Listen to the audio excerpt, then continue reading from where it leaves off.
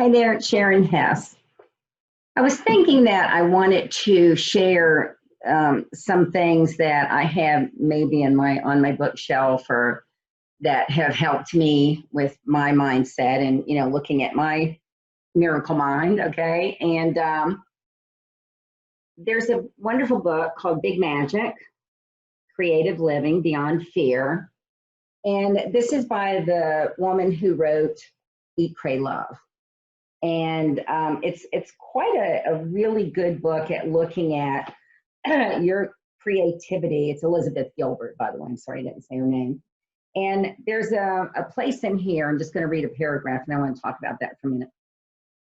It says, pure creativity is magnificent expressly because it is the opposite of everything else in life that's essential or inescapable: food, shelter, medicine, rule of law, social order, community, and familiar responsibilities, sickness, loss, death, taxes, etc.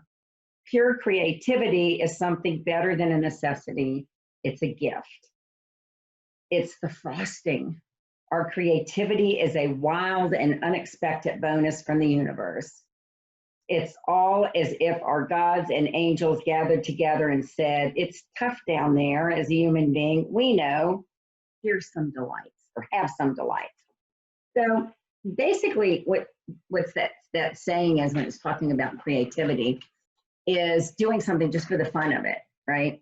And I believe that part of the reason we don't do that is because, of course, we all live by these shoulds, and there are rules of life, as it were, that you have to do certain things to get certain things. And like, you have to make money to pay your light bill, that kind of stuff. But when we look into our creativity, it really is our fun, playful side, the gifts of things that we do just for the pure joy of it. Now, the interesting thing is that doesn't mean that you can't make money with it. And that doesn't mean that you can't live your life doing that as the way that you make money.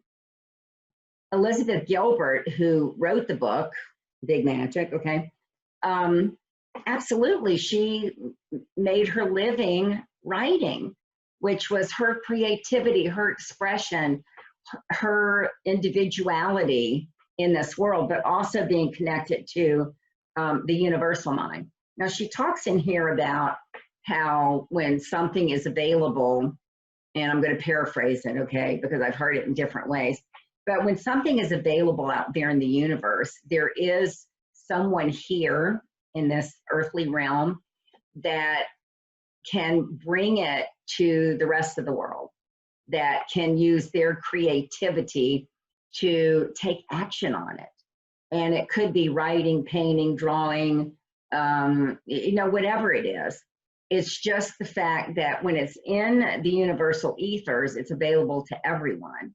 Now, generally, the person who makes money on it and who brings it in is the one who will create abundance with it, because it's something to share with everyone else. Another part of this is, Einstein always said, imagination is more important than knowledge. And if you think about that, if it's something that we already know, if it's something that already exists, then it already exists. Why would you want to just keep recreating what's already here? If you think about our world 100 years ago, we didn't have all the things that we have now. And the reason we have all the things that we have now, just popped in my head, another saying is, necessity is the mother of invention.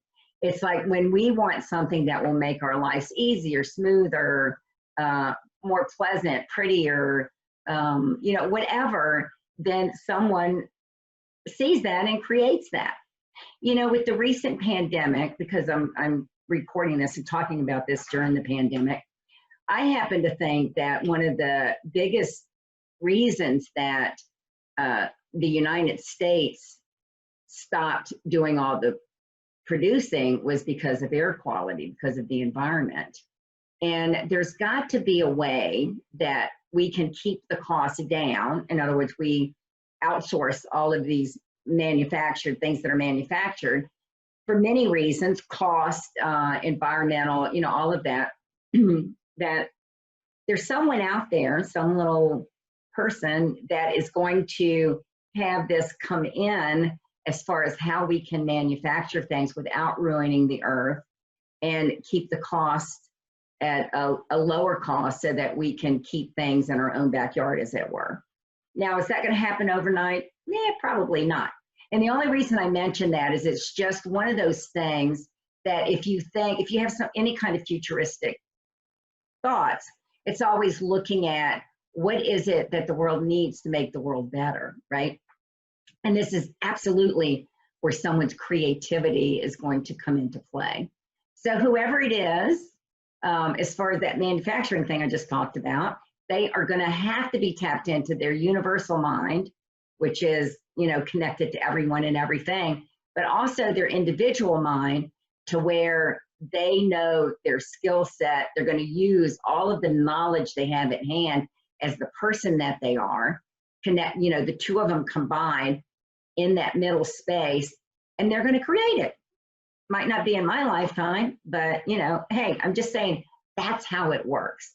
And I want you to understand that there's so many things out there, so many books, so many resources for expanding your thought system to where you can look at things from a new, fresh perspective.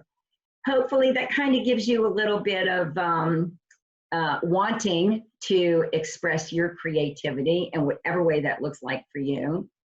And now just, you know, allow it in.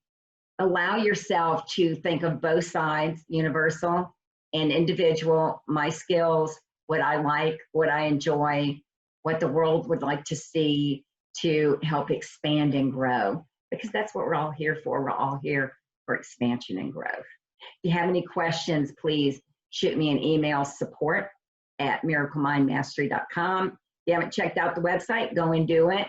And now go out and have a fabulous life, just because you can.